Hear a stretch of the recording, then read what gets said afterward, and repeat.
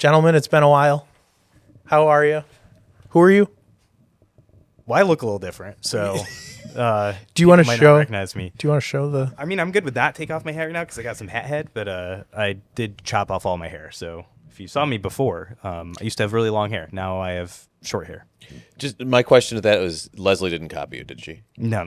Oh, good. No, she's not even a fan of short hair. So Do you know how long it was when you cut it? Don't do that. I did not measure, but it was at least 6-7 inches to make sure it's donatable. Grown ass adult, by the way. Yeah. Well, legally. Legally. Brandon, how's it going? I'm alive. Yeah. I'm alive. I'm really struggling with this microphone. Yeah, sorry. I've messed with it like 12 times over there. I just want to keep it on Danny. It's going well. It's been going well. It's been, besides this miserable upstate New York winter, it's been a lot has happened since we got together last. Yeah. I don't know if I remember when we got together last. It feels like I'm in a different spot. That's all I got to say. It fucking fell again. It definitely looks it. Danny, do you want to enlighten us? Yeah, sure. So, sorry, I was mystified by. I'm like, shit. We got to get new mic stands. All right, Yeah, no, we are at Clickstream Studios. Now we have moved from growth mode technologies, and we are expanding the former spaghetti warehouse. 17,000 square feet. As you guys got the nickel tour of the place, it's a lot, but we're in our new home base studio here, and I dubbed it the Spurs Studio after the man, the myth, the legend, Hugo, who helped us. I like it. Different Spurs, but I like yeah, it. different There you go. Spurs. Yeah, I don't know. What do you guys think of the place? Pretty good job, right? Way more comfortable. I'm not going to lie. If I nod off, it's because of this high-end couch. Yeah. Yeah, it was a great marketplace find. Yeah, for those of you from central New York and grew up coming to the spaghetti warehouse, it's kind of strange to be in a location where you're used to families dining and loud noise, and here we are recording a podcast, but it's going to be a sweet space for all the different podcasts that can happen here. Yeah, it's pretty awesome. I'm really impressed with it. It was at this point I didn't get sourdough bread when I walked in, but and then was happy I survived walking through the kitchen and wasn't murdered, because it definitely was a little creepy back there. But it's cool. It is. I always loved coming here as a kid. Yeah, no, it's crazy. They were almost in business for 40 years. It's got a lot of history to it, and we're hoping to continue that, but grow it in ways that the restaurant couldn't. So. But enough about that. Let's talk about Lorcana, why we're here. So what do we got on the docket, Andrew? Well, it's been a hot minute, so kind of updating everyone on what's been happening, where we've been. There's a couple DLCs that occurred. We had our tournament. A whole set champs season happened. Completely missed out on the last one, but did we miss much with Fabled? Questionable. Winter Whispers in the Well. There's some cool stuff that happened for sure. But I'm really excited for Winterspell when we're going to be talking about that. But any highlights you want to talk about? Richmond? Richmond was cool. I'll be honest, never been to something like that, so it was my first time going to a big tournament. It was, well, first I said, for those of you who weren't in Richmond, there was two halls considerably far away from each other. So I did not start playing card games to get exercise, but I must have lost 10 pounds on walking that week. It was weekend, but it was cool seeing all those people together. I met a lot of cool people that were really nice, and just seeing so many games going on, and humbled. I've never considered myself a top tier player, but I walked out of there realizing that there's just a long way to go. There's so much that gets into it, and steps I would take differently to approach. But it was a lot of fun. Got to get the promos we got. Anthony got his Simba mat, which is really cool. So it was a great experience. Luckily enough, we were able to leave central New York, drive through Pennsylvania into Virginia in the beginning of January, and had beautiful weather on the way down and the way back. It was great. I did not anticipate that, so that was cool too. Sad thing to be happy with, but yeah, the nor'easter took a couple weeks to kind of blizzard its way through. And Yeah, no, it was perfect timing, like you said. It was smooth down, smooth up, and yeah, it was fun. The main event, not so much for me, but it was definitely a learning experience, and probably shouldn't have played a deck that I didn't play until. Well, I don't know. I think there was a lot of I feel like I played it well. Just not seeing the cards at the right time really hurts, because I ended up playing Amethyst Amber, and a really strong color combination. It wasn't the Zan Syed build, the combo, and I don't regret not playing the combo. I just feel like I would have something and my opponent would have the answer for it. So it's like, okay, well, can't do much about that. And one of the things that I learned is you can't control your opponent's deck, like what they play, and that was huge. We had Luke who went with us, and he built a deck to be able to beat Blurple, the meta. and beat meta, and didn't play it at all. I think he had Played one a bunch match. of off meta. Yeah. I played a woman in my 8th game, and out of her 8 games, 7 of them were against Amethyst Steel. I mean, and Anthony's 6 games first. I don't know if he had more than 6, but it was like 3 of one and 3 of other. So I mean, it really. You can't control that, and you really got to go in with what you were comfortable with. And again, I changed in the week leading up to it. Lessons learned. Not a cheap one, but I've been running Amethyst Steel pretty much since set 9, really, when that came out. So running set 10, played the same deck, with the adjustments for Whispers in the Well. Did pretty good. I was 4-2 going into round 7, and I matched up against Blurple, which is the worst matchup probably for Amethyst Steel in some cases. And she had all the cards at the right time. I think game 1 had on curve Genie, Elsa, Genie, Ursula. I don't have enough damage to deal with all that willpower, let alone run the race against the lore. So it's tough, but hey, I think we had fun still the whole weekend, just getting together as the team to hang out, play way too late into the night, testing things, but a lot of fun along the way. Especially for the guy who slept on the couch there while they tested. But it was 3 full days of cards, and one of the highlights for me, I think I said it recently, I don't know if I said it to you guys, I've said it to a couple of the guys, we ended up Sunday night, we're getting near the end, they were getting ready to shut down the on-demand, and we all went, we grabbed one random guy there, and we did a draft as a team, and just, it was fun, and it really brought the weekend together, and it made you forget everything else that went poorly, and it really capped off, and it was a great, that was one of the highlights for me at that point. Absolutely. Yeah, that, and pretty much everybody got a playmat, right? Mm-hmm. Everyone who wanted one got one. Yeah, and I think we helped 13 people or something get playmats, which is crazy. Cool. It's so awesome. And I don't know about you guys, but I got pretty much everything that I wanted off of the prize wall. That was, compared to when we went to Toronto, I mean, it seemed like it took 4 of us to pool all of our tickets together to get one playmat. So having as many people as we did there, that really made a big difference. And jumping ahead, but did you see what they did with Ghent? With the prize stuff? Yeah. So I think one of the things they're kind of addressing is if you want to pay, we'll just let you pay. And we'll give you a couple extra things. And I don't know if I'd want to do that, because it was kind of fun to just go and play even when you might not be going all out and a little stuff. Cheaper too. Yeah.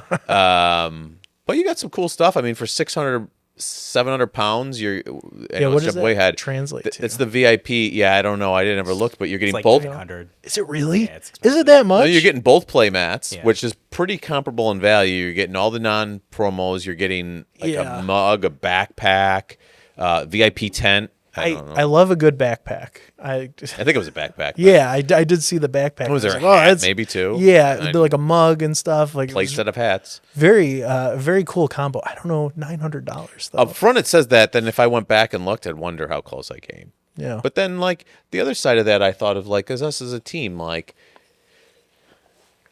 could we pool the money together, not necessarily to get it, but then we can bring it back and we can have prizes to give and stuff like that. Like if someone's going, would you be able to do something? There's some stuff you could do with it. I know it's probably getting way ahead of ourselves because none of us are going to Ghent. I don't even know what country Ghent's in. Somewhere where they use the British pound, so. That was euros, wasn't it? Oh, was it euros? I Yeah. assumed it was euros. I didn't want to correct you. I was not trying to. I don't know. It's all right. If it ain't the dollar bill, I don't want any part of it. What was the Ron Swanson quote? History began on July 4th, 1776. Everything else before that was a mistake. Back on topic, though. Next is the future, which the future is like right around the corner, and by that we mean Winterspell. So there's been a lot of content coming out from all the creators talking about Winterspell, and now it's the Upside's turn to share our thoughts on what's happening. So I figured we'd approach it this way. So with Winterspell coming out next week, what we're excited about, any of the new cards. I know some of the Underdog stuff is what we want to maybe touch upon, and where the meta could go, because I think this is going to be really interesting. We'll see some color combos we have not seen. So Winterspell, what are we excited about? What cards, and where is it going? The future is aggro. That's all I can. I think we're going to find that aggro is going to be competitive, and this is a kind of a long-term projection, but it's going to be able to be handled. And it's going to, the Underdog cards will touch on that because you can kind of cut off some of those cards. And a great example, in one of the cards I've been using, and I can't even remember the stupid thing's name, but it's the Ruby Underdog. It's a 4/2 Reckless. You're dropping that on turn 1 when you got the draw, and if you're playing against Daisy quests once, it's gone. And you survive that because it's only got 1 damage. So So I'm not so much concerned with Daisy, honestly, as I am with everything else that comes after with what's that. the grandma, the tree from Pocahontas. That's brutal. Oh, yeah, the Grandmother Willow. Grandmother Willow is going to be a very significant card, as well as Pudge and Lilo, all the Lilo support. I think we'll see Amber Steel be more dominant and more prevalent in the meta this time around. I think we might see a little bit less of blue-green just because it's too slow. If the meta does shift in that aggro approach, because they just got so many good tools. I mean, being able to play a card for free is always good, especially in aggro. And I don't know about you guys, but I've only seen stuff on Twitter, and I've seen the Lore Canito screenshots of like 3 or 4 Grandma Willows sideways with like Pudges, Lilos, and they're just building boards to like 10, 12 characters and then going sideways. So, having not played this a lot, the tramp that goes down and gives what, +3? Mm-hmm. What's that cost? 2 cost. But if you have Lady, he becomes a 1 cost. And if you have Willow, he becomes a... Does the reduced... What are we talking? There's 2 different tramps. The tramp, the 2-cost tramp that if you have a Lady in play, you can play it for 1 less. Yeah, so he just gives... Willow, you just play it for free? Because Willow is the next card you play, costs 1 less? Yes. Oh my gosh. So, but what he does is he takes the lady that is a 0/3 lady and gets him strong enough to get extra in there who you played on first turn. So on turn 2, it's questing for a chunk, and you got 2 more cards out. And I've been beaten up by that a couple times. So Dogs definitely gets way better. The thing with that is they've also gotten draw support now with Ohana Means Family. So that's horrifying. That being said, I think Dogs is a very hard deck to pilot in the sense that you're going to play out your hand, and then if you don't see your draw, you're dead in the water if your opponent has a response. That said, if it's an aggro versus aggro, it's whoever's the better aggro player in that sense of being able to control your opponent's board and then saving up enough so you can have the resources in your hand to play it out, turn sideways, and win while your opponent is struggling to reset. Like I said, though, earlier with Amber Steel, I think Amber Steel might have more legs just because it has that steel toughness of what card was coming out in Steel. There was something that I was like, oh, that's going to be a pretty good card. John Smith, Maybe bodyguard. it was John Smith.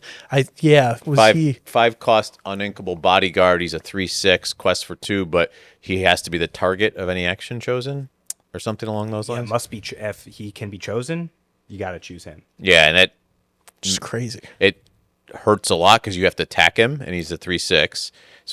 And then you have to choose him for any action. So he's definitely. The biggest drawback being he's an uninkable. I think this set, I feel like a lot of the good cards are uninkable, which they had gotten away from over the last couple sets. So you really have to get a balance. One of the decks I was building, Anthony was like, "You have 24 uninkables in this," and I was like, "You got to." I mean, it's an aggro, so it's not as big a deal. But there's times when I've been testing a lot on Lorganito, and I'm like, like I don't know if I'm gonna get to turn 3. I definitely think like Grandmother Willow in Dogs is probably worse than Amber Steel, only because Dogs lets you actually like search through cards. You get that. So not only are we worried about the little tramp, that's why I asked which one are we talking about, because I think it's the big tramp is even worse, because now you're cycling for whatever that card is that you need a turn earlier, because it's ramp every turn on your first character that you play. And remember, that tramp's cost is reduced by the number of characters you have. So you're able to fill up your board very quickly and then filter for whatever card you need. The one thing I'll add too is with the introduction of aggro, I think, Brandon, I agree with you that it's going to be kept in check this set, where aggro, I think, will be a competitive deck type. And not just in Amber Steel, but I think Dogs is aggro. Watch out for Amber Sapphire. Absolutely. Princess. It doesn't even have to be Princess. Princess, Detective. Detectives, whatever flavor of the color combo you want to go with, I think is going to be great. And they have, again, to keep things in check, the Raging Storm card.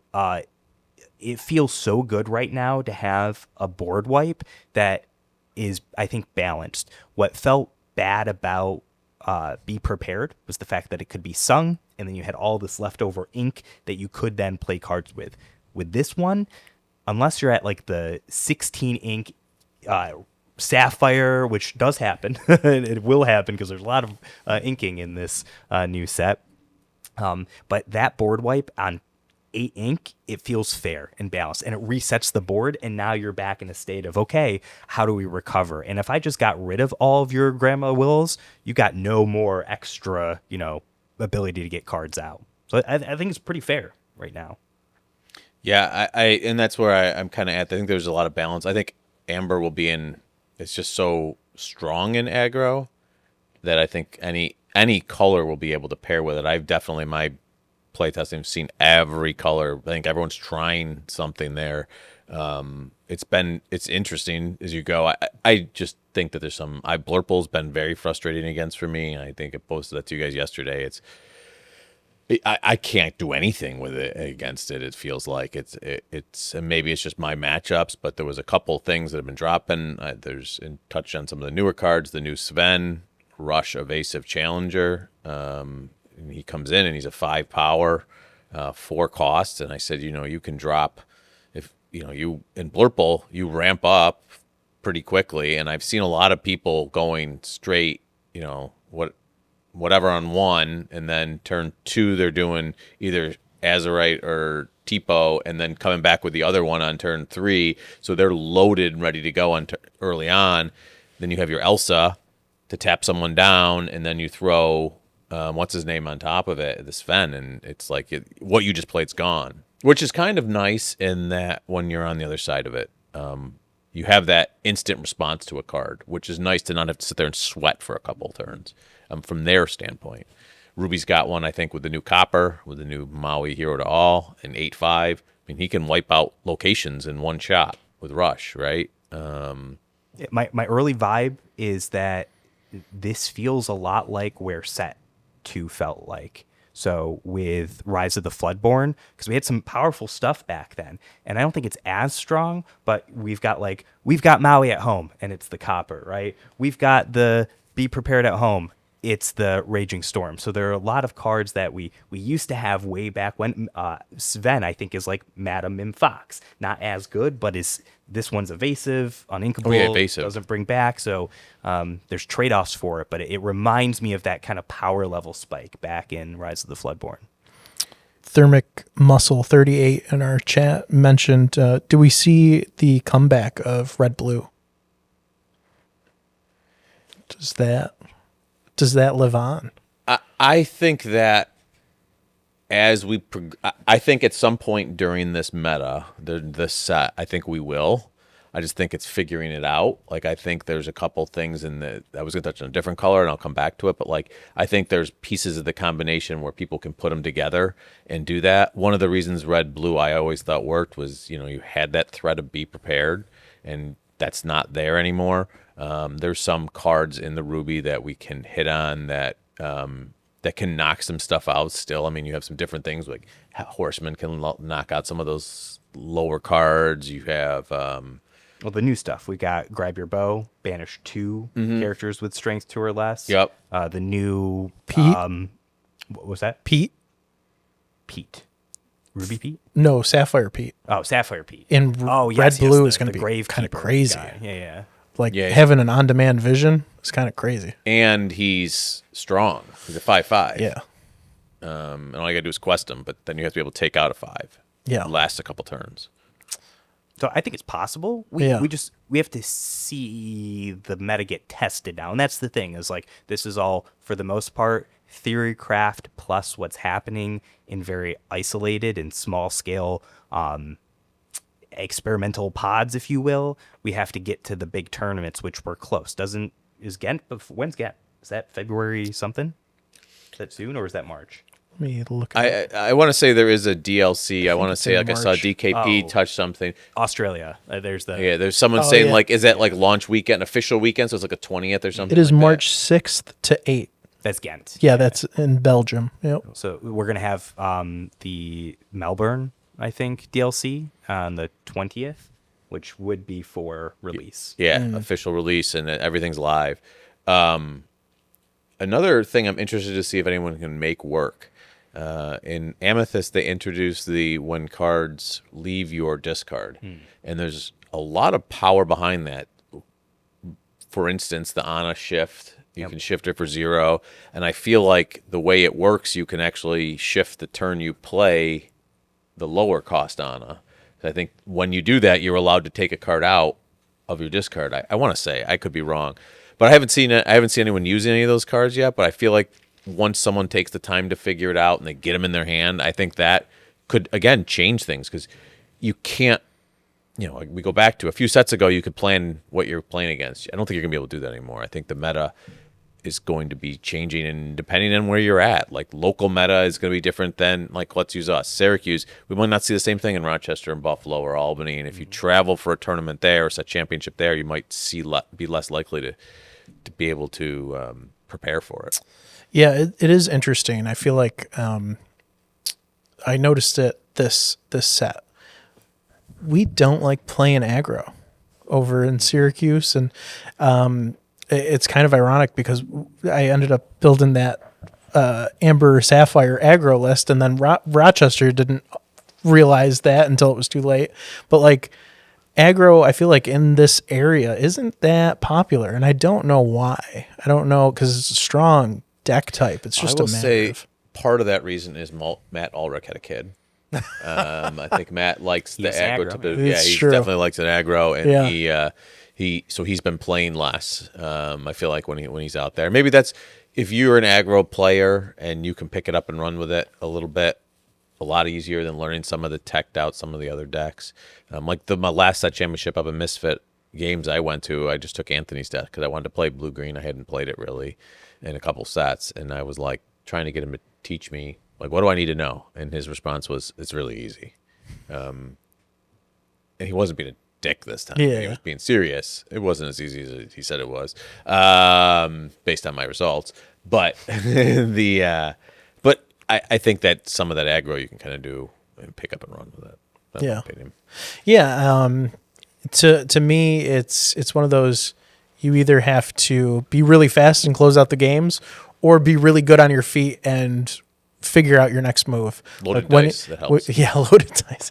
When you are on the play or on the draw, it's a little bit tougher for aggro, especially the longer the game goes, depending on who you're playing against. But it's one of those deck types that it's like if you don't see a dock to draw more cards, or maybe an Ohana Means Family, you could be dead in the water. And it's like, oh, I'm either going to win really quick or lose really quick, And that's how aggro goes. Yeah.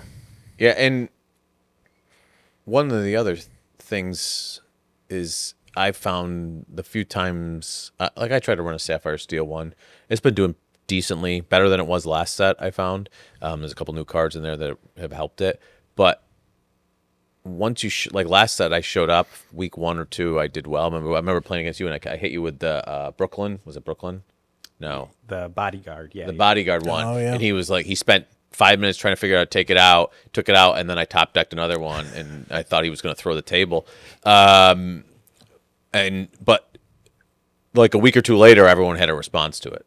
And I think that was one of the reasons I think that I definitely shied away from doing a little bit, and is making me this set prepare more decks. I spent a lot of time focusing on one deck. I'm trying to practice a lot. I know Fielding does that a lot. He'll have like 4 or 5 decks brewing that he's playing.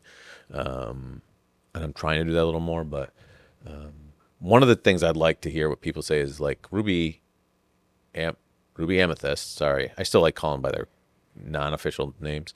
So I'm trying to translate it. It's like trying to speak Spanish in your head. Yeah. Whatever.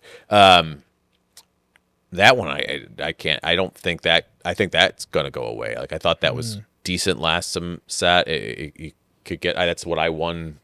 When Anthony and I tied the set championship with. I've looked at it and I can't figure out, like, I don't know what falls into it. I was telling him, like, Anthony, I built it up to like 100 cards. That's what I usually do is I'll take an old one, dump in a whole bunch of stuff, and then start to draw it back.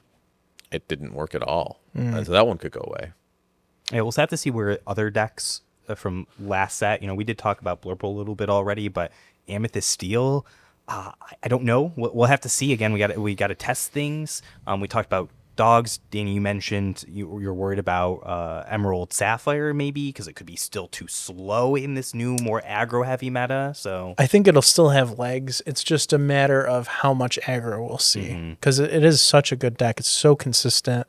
It's your standard control. I mean, it won Richmond. It was just it beat itself in Richmond too. It was that's how big it was. Green blue. Yeah, it's one of those decks where if you're a really good pilot, you are going to be damn near unbeatable, depending on what we get now. I don't think there's many things that stop it other than maybe Ward. If they're going a Basil route where they can bounce back your stuff, Ward kind of puts a damper on that a little bit.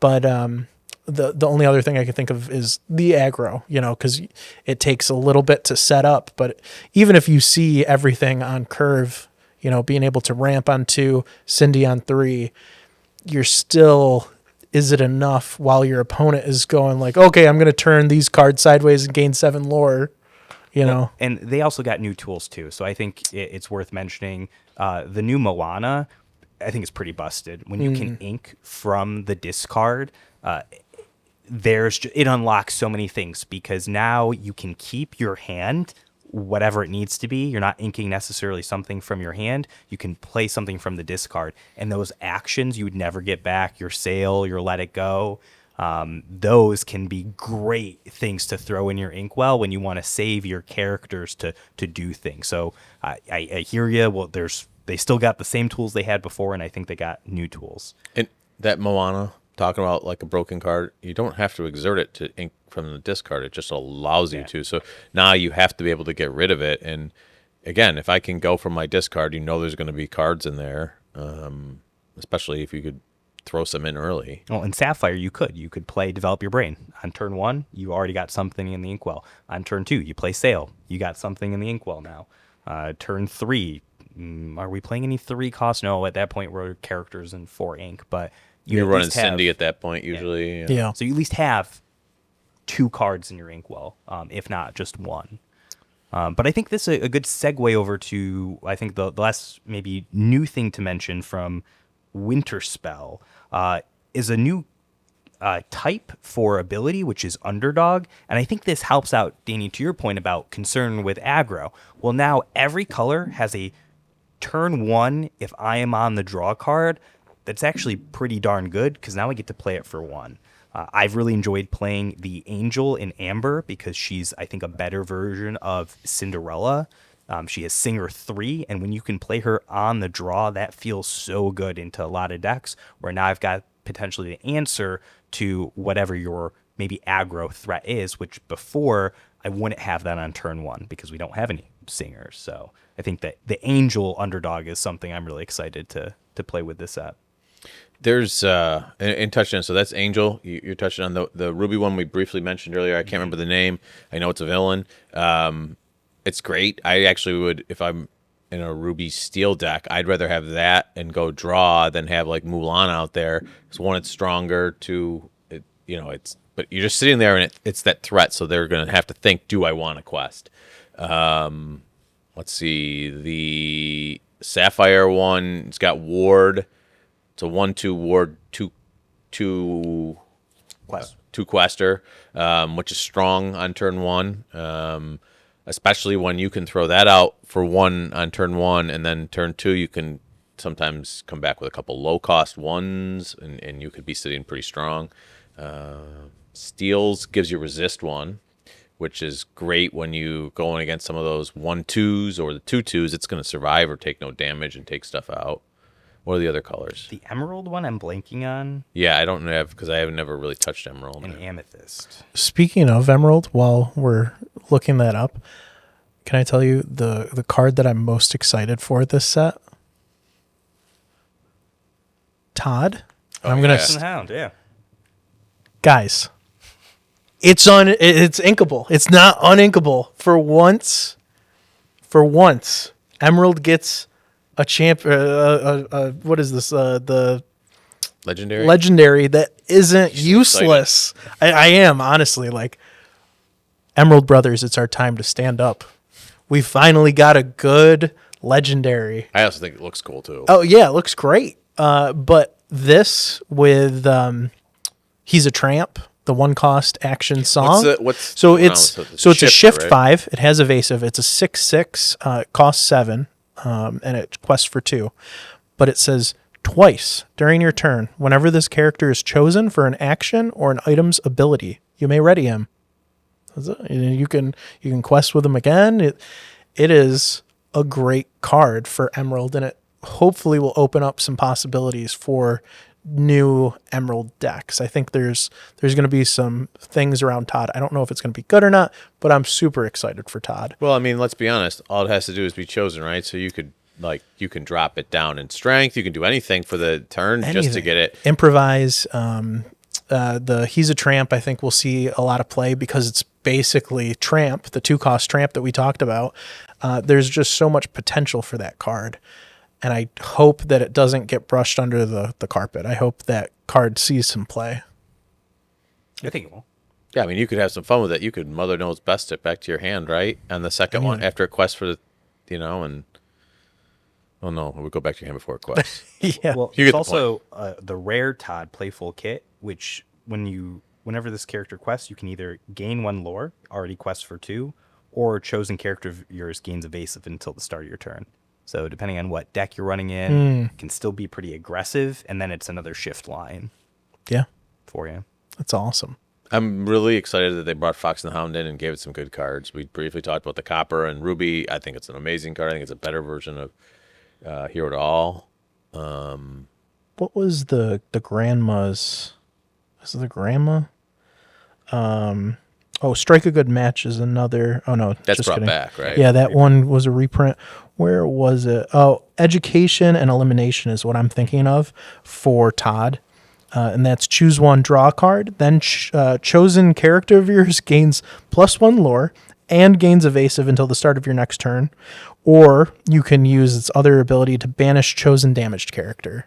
So Emerald is going to be eating with that 4-cost action song. And it just makes Todd so good, giving him that extra lore to potentially quest out for 5, and then you could probably ready him again. That's one way to ready him. But she was Amber, I think, the grandmother. Let me see if I can find her. Grandma Willow? No, sorry. Willow Tweed. She just looks like her grandma. But she's a 6-cost uninkable. This says, when you play this character, return a character card from your discard to your hand. If that character is named Todd, you may play him for free. So kinda, I don't know. Well, you got to be careful, though, with that play for free. We'll revisit that when we come back to the rules updates. Because play for frees means something different. Do you want to talk about that? No, we'll get there. We'll save it. We'll save it. So we still have to touch it. Amethyst and Emerald underdogs. Yeah. So the Emerald one, because that was the one I looked up first. That's the White Rabbit, which is actually pretty good because he has evasive. Grace looks thrilled. What was that? Grace looks thrilled. White Rabbit. Yeah, this one, the Late Again, which is pretty good to have a 2/2 with evasive. I mean, your alternative right now is the Pegasus 1/1, right? For the same turn, so double the strength, double the willpower, and then for Amethyst, Even as a 2-cost, that's not a bad card. yeah, not a terrible card to play, especially in that color, right? Emerald getting an evasive. Christopher Robin, he's a 1/3 that quests for 2. Oh, bother. Not bad, but pretty good to have a 3 willpower character. You'd probably prefer that 4. That's what a lot of people go with these days. But now that this costs only 1 and it quests for 2, to your point earlier, Danny, aggro could go pretty hard this set. It's back. One of the other cards I wanted to talk about, and I don't know why, I'm not too fond of the new art style. No knocking this artist, because I think they do a really great job. Like, I've seen some of their other art, but Let It Go being back is huge. It's very interesting, especially in the world that we're going to be living in, where cards are going to be going under so many cards now. So like, and it's more so not using this in the way that we have been in the past of getting it as removal. I'm thinking that this becomes a new ramp card, because if you're building up a Pete and you're done with Pete, what's stopping you from putting 7 ink into your inkwell by singing this Let It Go? Maybe Elsa sings it because she's a 5-cost, Pete can sing it himself because he's a 5-cost, and you just ramped 7 ink. They all go face down and exerted, but that also opens up plays for maybe Ink Geyser that didn't get to see as much as we had hoped. Like, there's a lot of self-inking that I think this opens up more possibilities.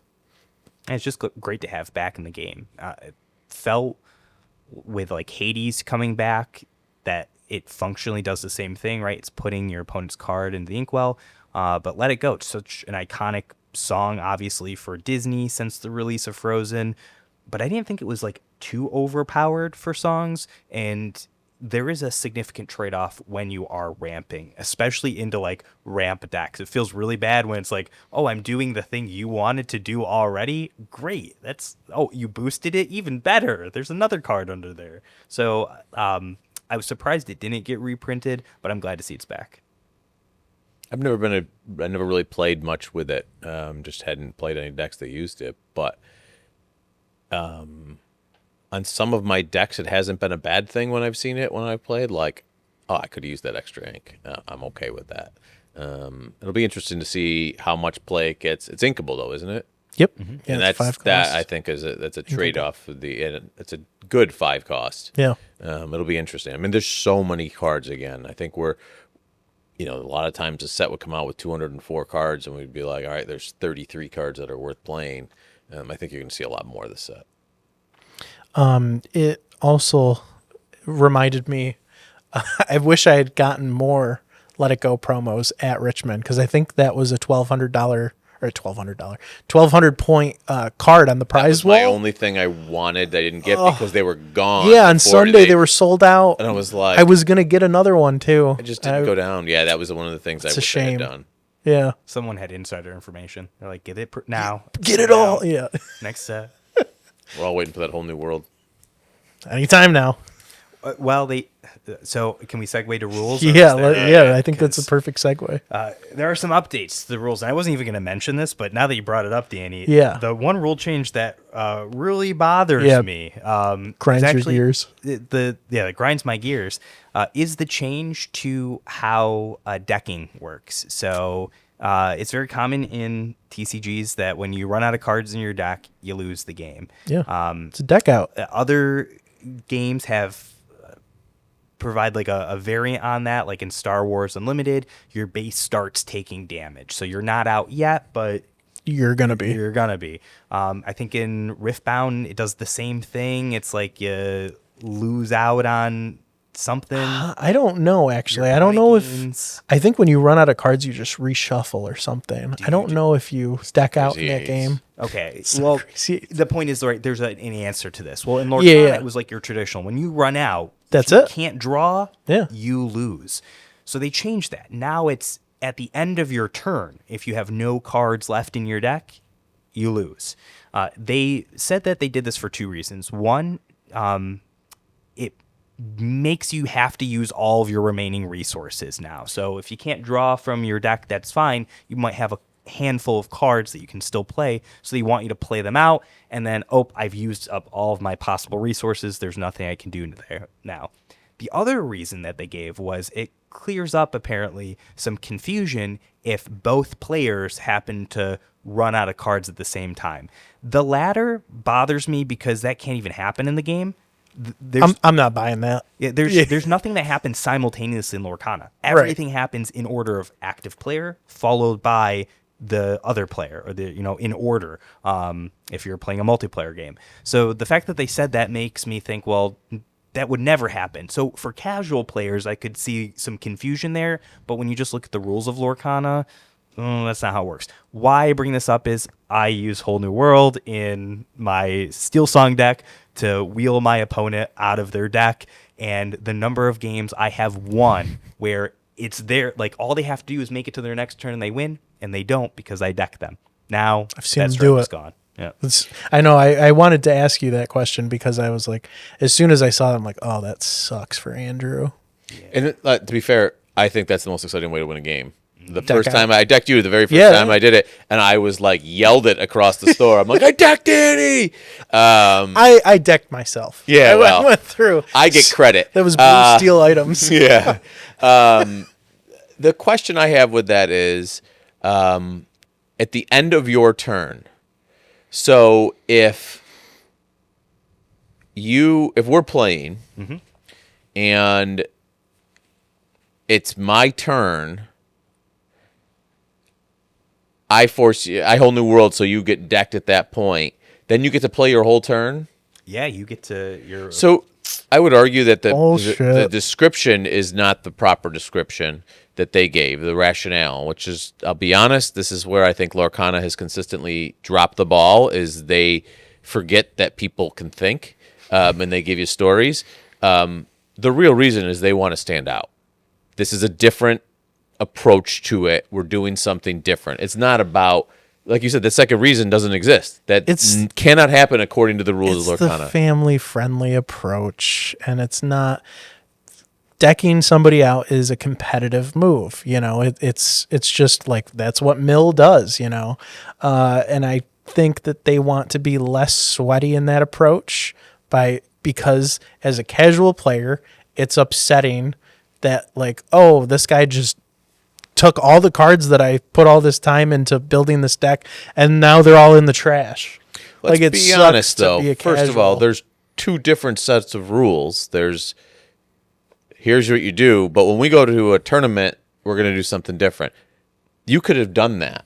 Yeah. Right? Like, you could have come up with some, to keep that house rules, and if you really wanted to make that change.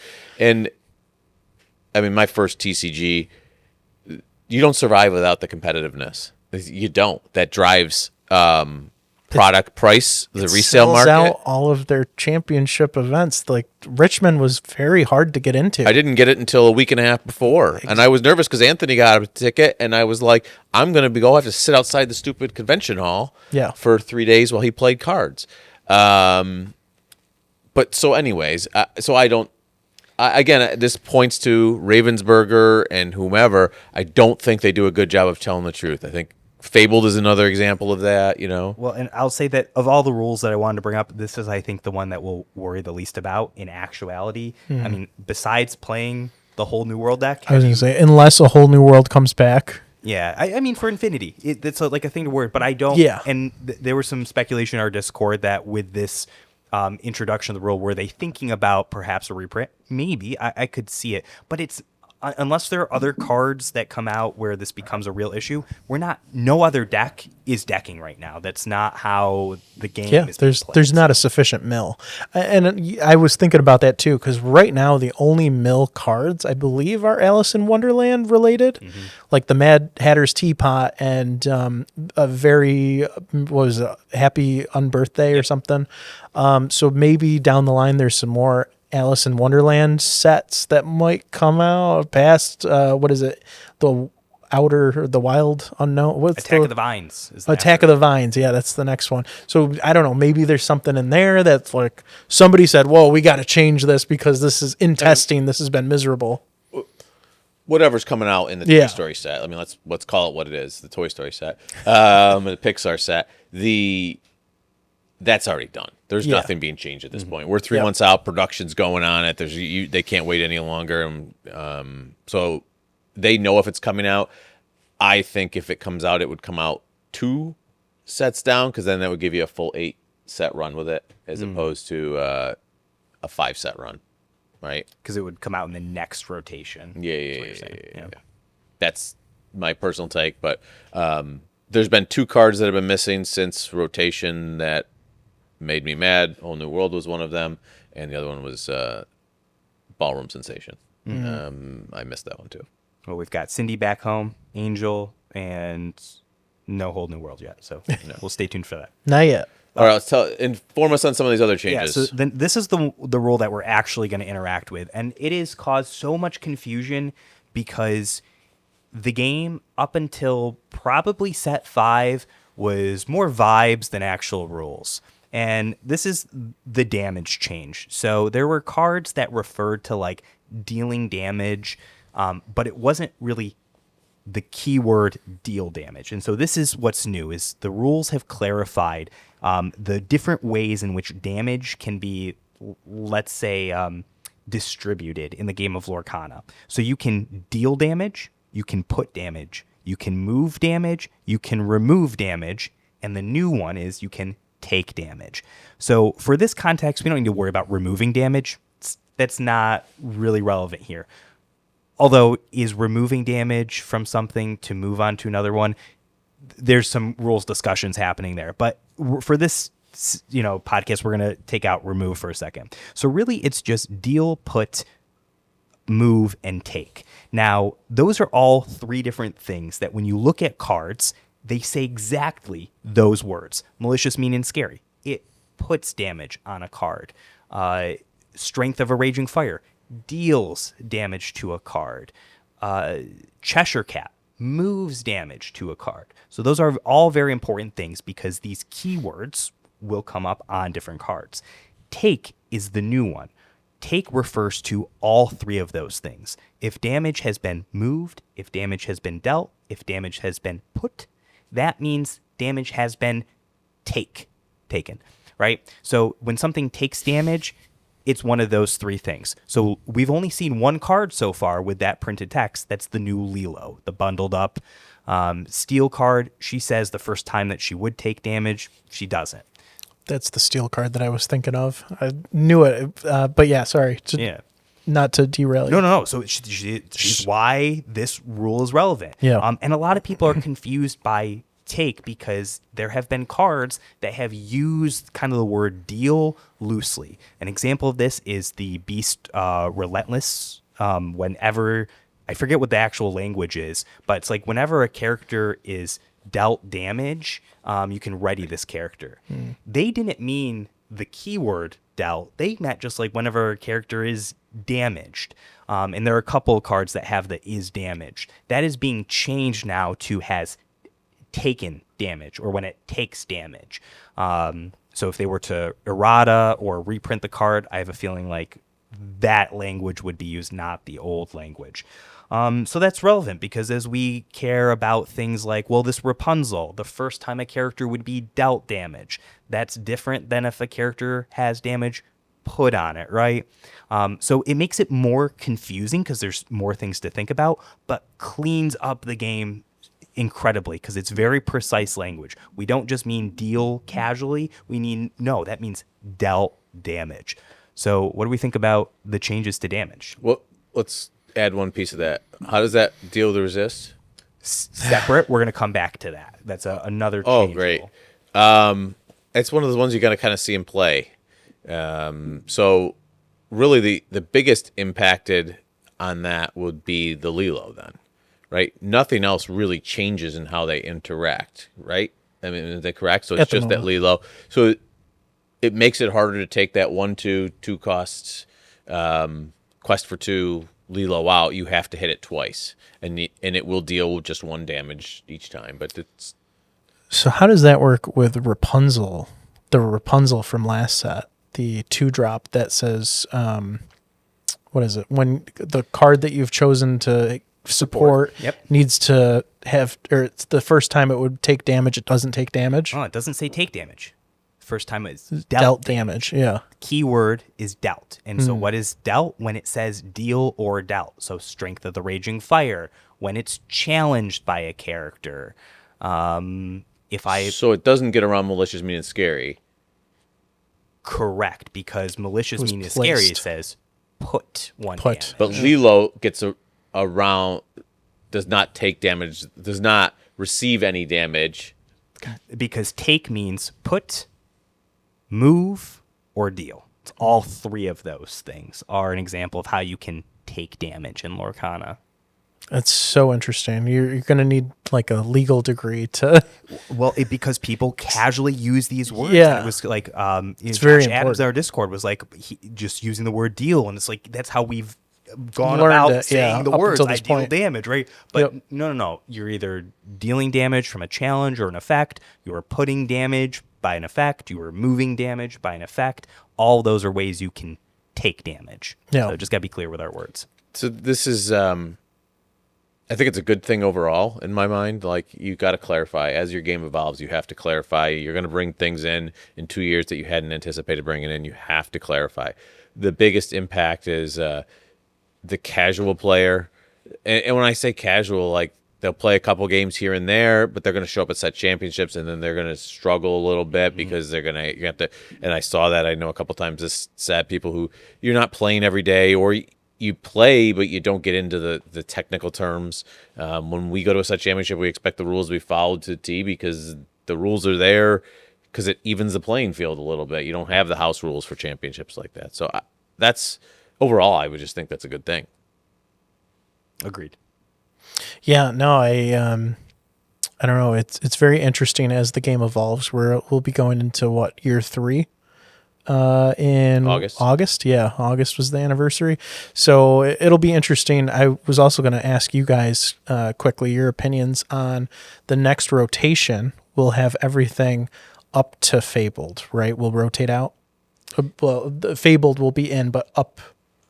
5 through 8. Shimmering Skies rotates out. Azurite Sea. What was the other 2? Arcasia and Reign of Arcasia's Jafar. Island, which also we haven't received any dual ink colors since Jafar was the last dual ink. There was 2 in a row that gave it, yeah. Mm-hmm. Yeah, so that's interesting too that they introduced this mechanic. It was kind of like the Sing Together. Sing Together hadn't been seen until recently. They've said that like they're gonna. Those things will come back, right? Yeah. They'll reuse them where they make sense. Like we got Whispers again with boost mechanic. Oh, that's what I wanted to talk about. So Whispers are different than because I think there was some confusion behind Whispers being the boostable cards, if that makes sense. Mm-hmm. That was just the classification of the Whisper. And it just so happens that they had the boost ability. But because some people I've seen this Whisper, they're not actually Whispers because they're not classified as Whispers. No, they all are. Some are. Is every boostable? Now all the boosts I think are ghosts. And so they're using a different term. Because I thought I looked at a card and I was like, oh, that's not a whisper, and that's why it has a different border. So it's I not think like all a whispers blueprint. have boost, but all boosts aren't whispers. That's what I'm saying. Yes, yeah. yes. But they're keeping the to go to boost 10th grade English. No, so like the Wreck-It Ralph, he's a whisper. I'm pretty sure. They're either ghosts or whispers, Yeah, correct? ghosts Is or that what the whispers, story yes. is now? Which is interesting. Yeah, like Jiminy Cricket is a ghost, but he's not a whisper. So I wonder what the difference is. So ghost or because they want to bring in different flavor, and they talked the about this in Christmas the set. rules. Is to the Christmas set we're getting in Christmas ghosts. just The in time Chri- for spring breaks. Yeah, I was gonna say, just in time for Valentine's Day. But yeah, so Merry Christmas. They did talk about this in the design for the set. That was very intentional. They wanted to bring back boost, so they were like, how do we add flavor to it? We don't just want to give it to any kind of character. Well, ghosts are kind of like what whispers are, these ethereal, unknown type creatures, or glimmers as part glimmers. of Lorcana. But let's get back to the rules, because there are a couple other rules updates which I think are really important. So now to what about resist? So resist has been changed. It is no longer a replacement effect. Do we need to worry about replacement effects for this? No, don't worry about it. Replacement effects are going to occur whenever the thing would happen. So now resist isn't that. So what is resist? Resist is a damage modifier. So it's a static ability. So a card has it, and when the thing happens, you do it. Not like a triggered ability, which you wait for the thing to happen. It's just always whenever the circumstances arise, here's what the ability is. So it reads just as like we expect it to. What does resist 2 mean? If this character would take damage, would be dealt damage. It's very specific. I was going to say, we using the right words here? No, that's why I corrected myself. If a character would be dealt damage, you reduce it by N, where N is the resist. So if it has resist 2, if it would be dealt 2 damage, goes to 0. Why this is important is that the damage modifier is a step within being challenged, or when a card, an ability has been played, and now we're dealing damage, and it's going to check to see, okay, how much damage is dealt. Does it really matter? Probably not. But it's important to note for the order in which things happen. And this just gets to a larger rule change, because really where we see resist is if a card ability is dealing damage, but probably with challenges. And just the order in which things occur in the challenge are more clear now. So they updated the rules. I don't have the exact breakdown committed to memory yet, but it is a step-by-step, and you have to make sure you follow the things in this order before you do anything else. And that's important because there are characters that have abilities that say whenever this character's challenged versus when this character's banished in a challenge, those are going to happen at different points within the what it means to challenge. So I'd like to take a minute real quick to show that this is why Andrew is our in-house lore guide. Is that the correct term? lore guide? Yes. Yeah, lore guide. I haven't taken the test yet, but He will be They got to soon. make it exist first. I'd also like to just look at the camera for a second so I can edit this in for a clip when you're talking about this. And I'm just going to look lost. I need like a diagram and If I could drool a little bit. So I was thinking, we one of the interesting things with a new set coming out is what's the dumb insert that we're all going to really want for the first 2 days. And then when we get them all, we're like, why do we have all these? With this one makes me think back to Inklands, where it's a location and yeah, like, are we going to get a little card now? Like, here's the order of operations for a battle. Like, is there going to be? yeah. We should. Yeah, we should. And it hasn't changed anything. Like, it's still what they intended. Clarified. They just made it much cleaner. And that's true across like all the rules. There used to be the case where like you'd be reading a rule and you'd get to the end and you'd be like, okay, then what? It's just inferred that like you kind of just go back to the beginning and you'd follow. But it should tell you when you get to the end, you've reached the end, or do this next. And there were a lot of instances where it just kind of like left you hanging. And I saw you shared a document in our Discord, which shout out to our Discord. If you want to join, just head on to the upside.quest. That's our website. We'll click on through and join, be a part of the conversation. But that document, was that an official document, or was that something that players were constructing for other players? Because it looked very not official, but it was just like typed up rules of all the. Was that from Ravensburger? That was no. That's one of the judges, Googly Glimmers. Gotcha. You know, he puts out a lot of content. He's got a website. Yep. He started to do like post reactions to the big tournaments, and so that's his curated stuff. Nice. But he's right up there with the the designers talking about these things, and in Yeah. fact, they were engaged in conversation in the official Discord about some of the changes to the rules and an update that might be coming at some point, because we found a lot of issues in the document. I say we, like I've done the searching, just the people who care about rules. You're definitely more brushed up on it than anybody else that I know of in our community. Yeah, Yeah, I mean, somebody's got it. the official rule update is now like 60 pages, I think, and like 4 of them are in table of contents or something. But yeah, the official. I just make something that you can go to the website and look it up easily, and it looks official, and maybe you could print it out as a PDF or something. Like they need to. That's there. No, so if you go to the resource page, the is it Lore Kind of updated? Resource- Yeah. Because I remember when we were doing our 2K, it was like these rules haven't been No, updated. in like, that was the genesis of this. We updated it. Here's the big changes. Good. And that's, I think Marquise was put it in right away. Here's the thing. And I was hoping it was going to be the summary when Marquise put it in. I was like, oh, I can go see what the changes are. Nope, it was the whole 60-page document. But yeah, they do need that. Here's the changes piece, and maybe they did. I didn't look, but yeah, their official rules is out there. It's just I think you're right. When we were doing the first tournament, there hadn't been a lot of changes in there, and sometimes it would be worthwhile for them, even if they don't make changes, like when a new set comes out, and say, this is the rules. We reviewed them as of this point. Like, they're good as of this point, just so you always feel like it's fresh, even if nothing's changed. Yeah. And they do usually a good job of, like, it's in red if it's moved. Like, we moved it, it's in black. If we do... This was... they changed a lot, so you can't just say, like, highlighted is all the changes, because it looks different. Yeah. I've got one more rule, and this is a big one, because we've already brought it up today as a card that lets you do something. Play for free. Play for free is now an alternative cost. So what does that mean? Well, in the game of Lorcana, if there's a cost, you can't get around it. A cost means something. So we often think about this with, and there's some other important changes, A and B abilities. We're not going to go into the end of today's podcast, but maybe I do another deep dive into some of the rule stuff. But this one's important. So play for free. We've got cards like the Hercules card. What is it? Emerald. Each character. Return of Hercules. Return of Hercules plays a character for free. Yep.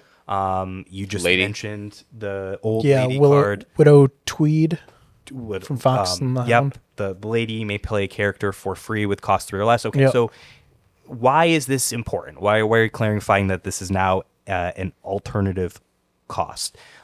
Some people, and I never did this, or at least I don't think I did, but if something said play for free, they might use that to like shift onto a card or use a character to sing a card. So here's an example. Prince Naveen, when you play him, you can play a song that costs 5 or less for free. Some people would think that you could then use a character to sing that card for some reason, maybe to trigger an ability whenever a card is sung, do X, Y, or Z. Really? You can't do that. Yeah, And they've clarified that by saying play for free is an alternate cost. You must do the thing. You can't use that to shift onto a character because you have to play that alternate cost. Shift is the alternate cost. So like Diablo, you have to discard a card. You wouldn't be able to shift Diablo onto Diablo for free without having discarded. That seems the card. pretty straight. Like obvious. Like what? You would But think, that's but it was crazy. not I clear want in to the say rules. I've shifted. Interesting. Like I'm going to put the card out. It didn't matter where it went, right? So if I feel like I did. Now I don't know if I did or didn't, but I feel like I'm just thinking Tink. Like I got a 1-cost Tink. I'm going to put big Tink on it. If I can play for free, I'm going to shift it because that's more beneficial to me. I guess Yeah, I you didn't save think ink. through. Well, just to clarify though, play for free is different than, let's say, reduce the cost Right. to make it free. So if Like I'm you able Pluto or what's the other one that reduces cost? The new Willow. Yeah, the new Willow, Aurora is who I was thinking of, Yeah. Holding Court. When you would exert her, you could shift onto the Aurora for a reduced cost because she shifts for 3, right? Maybe that's what I so it'd be did. shift for 2. And so that's fine because we're Yeah. reducing the cost. Right. They're just clarifying play for free. So play for free. Maybe that's what I you did, literally and I just was get thinking to. it. And there aren't a lot of cards that do this, but it's something that has apparently been a known enough thing to where they need to address it and clarify in the rules that no, that's actually not how it's intended to be. So as we're talking plain, I'm going to ask a question. The Lilo that you can play from the discard if you want, it comes in exerted.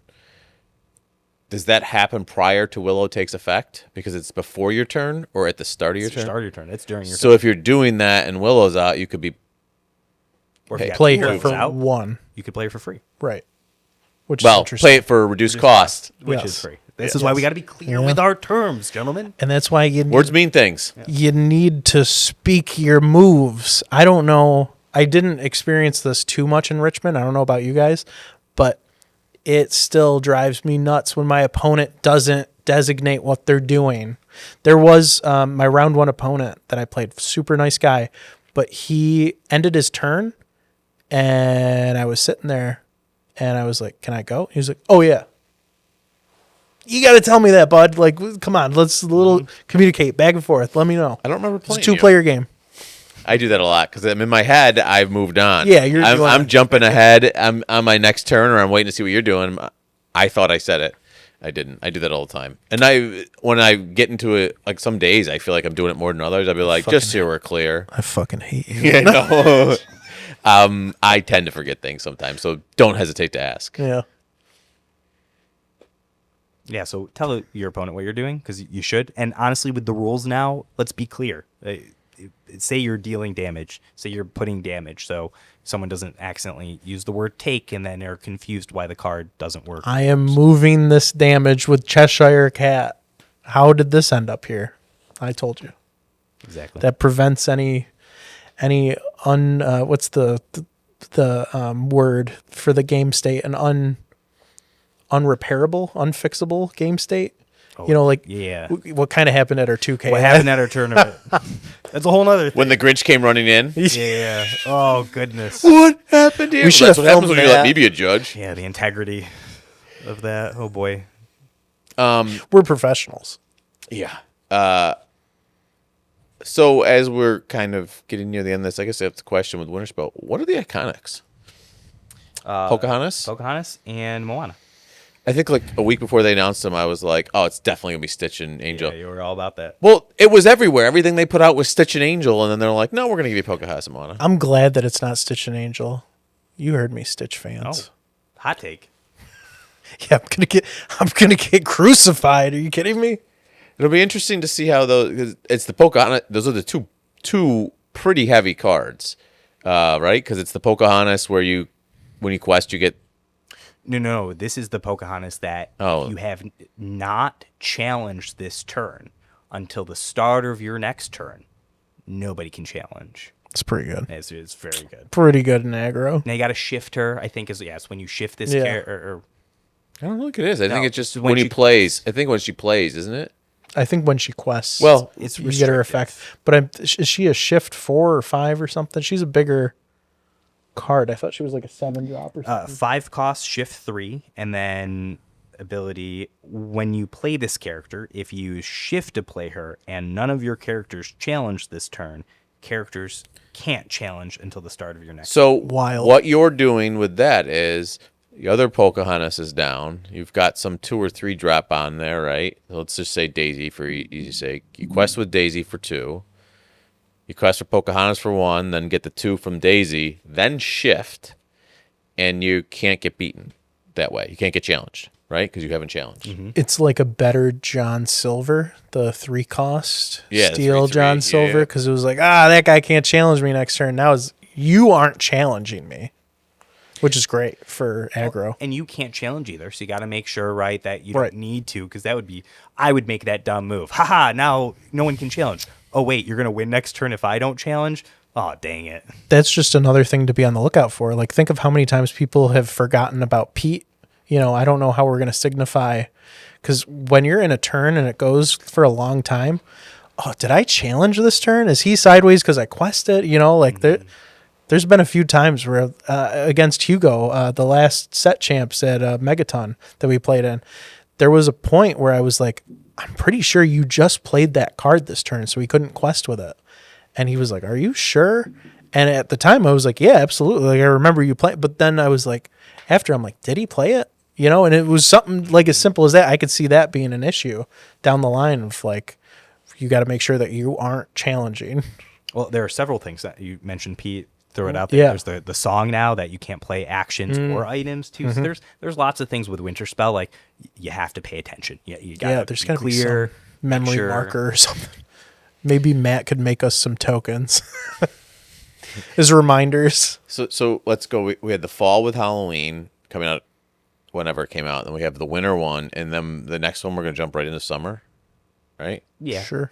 That's cool. Into the wildlands. Can we drop winter next time and let's just go like fall to spring to summer?